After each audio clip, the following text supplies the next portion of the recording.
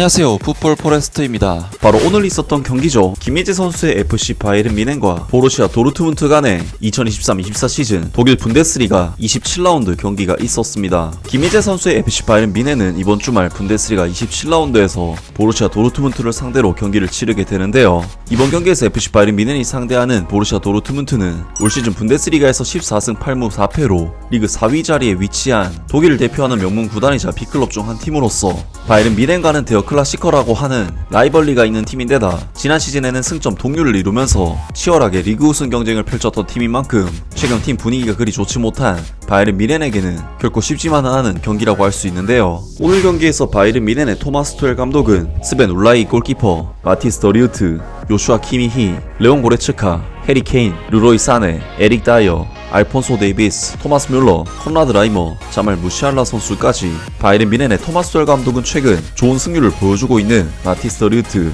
에릭 다이어 조합을 다시 한번 꺼내들었고 김민재 선수로서는 라치오와의 챔피언스 리그 16강 2차전을 시작으로 오늘 경기까지 공식전 4경기 연속 벤치에 앉게 되면서 거의 한 달 이상 바이에른 뮌헨에서 벤치를 달구는 김민재 선수에게는 좋지 않은 상황이 펼쳐졌고 여기에 바이에른 뮌헨은 마누엘 노이어 골키퍼까지 부상으로 빠지면서 다소 약화된 수비진으로 오늘 경기에 나섰습니다. 그리고 보루시아 도르트문트에서는 니클라스 필크루크, 카림 아데에미, 율리안 브란트, 제이든 산초 등 바이에른 뮌헨의 수비진을 위협할 수 있는 강력한 공격진을 구성해 이번 경기에 나섰는데요. 오늘 경기에서 FC 바이에른 뮌헨은 거의 대등한 전력을 갖춘 보루시아 도르트문트를 상대했음에도 전반적으로 우세한 경기를 펼쳤고 전반전 슈팅 숫자가 10대5, 볼 점유 면에서도 바이에른 뮌헨이 우세한 스탯을 기록을 했는데요.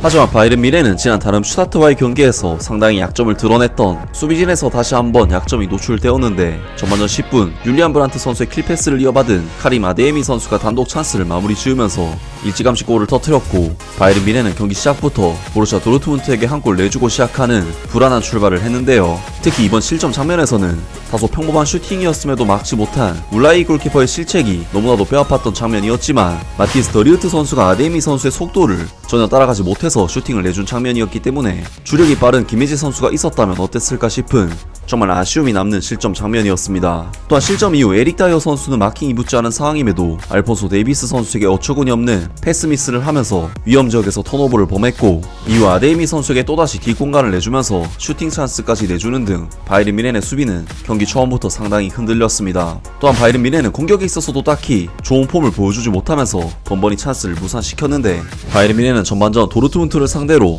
10회 이상의 슈팅 찬스를 잡았음에도 유슈팅은 그중 단 2개밖에 시도하지 못할 정도로 찬스 대비 결정력 면에서 굉장히 취약한 모습을 보이는데요. 특히 바이에른 뮌헨은 해리 케인 선수가 골문 앞에서 완벽하게 열린 헤더 찬스를 유효 슈팅조차 가져가지 못하면서 찬스가 무산됐고 이후 에릭 다이어 선수는 골대와 1m도 안되는 거리에서 헤더 슈팅을 날려버리면서 바이에른 뮌헨은 충분히 자신들이 주도권을 잡았음에도 불구하고 전반전을 0대1로 뒤지는 결코 만족하지 못할 스코어로 전반전을 마무리했습니다. 정말 다이어 선수의 이번 장면은 워낙에 가까운 곳에서 결정적인 찬스가 찾아왔었기 때문에 아무리 수비수라도 이런 찬스는 마무리를 해줘야 하는 것이 아닌가 싶은 정말 두고두고 아쉬움이 남는 장면이었습니다. 그리고 바이에른 뮌헨은 후반전에는 아예 유효 슈팅 찬스는커녕 슈팅 찬스조차 거의 만들어내지 못하면서 제대로 된 공격 빌드업을 전혀 해나가지 못했고 에릭 다이어 선수는 또다시 말도 안되는 패스미스 실책을 저지르면서 턴오버를 범하는 등 바이언의 어려운 경기는 계속되었는데요.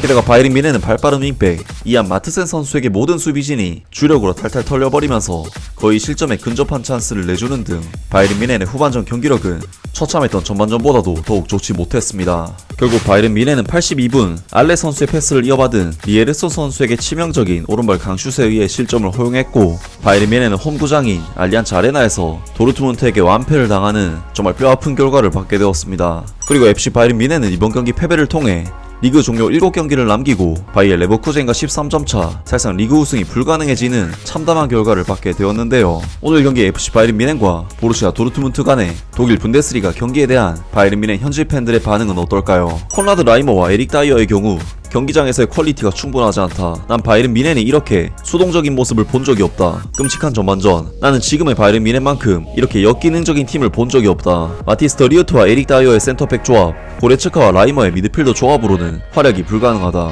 바이에른 뮌헨은 전반전을 이렇게 멋지게 보내고도 아무런 변화가 없다. 정말 놀랍다. 토마스 투엘 마스터 클래스. 시즌 후반기를 투엘 감독과 함께 간 것은 실수였다. 매주 그는 자신이 바이에른 뮌헨에 적합하지 않다는 것을 정확히 확인시켰다. 아쌀과의 경기는 즐기자. 우리는 돌아왔다. 하반기에는 희망이 없다. 이번 시즌은 정말 안 좋다.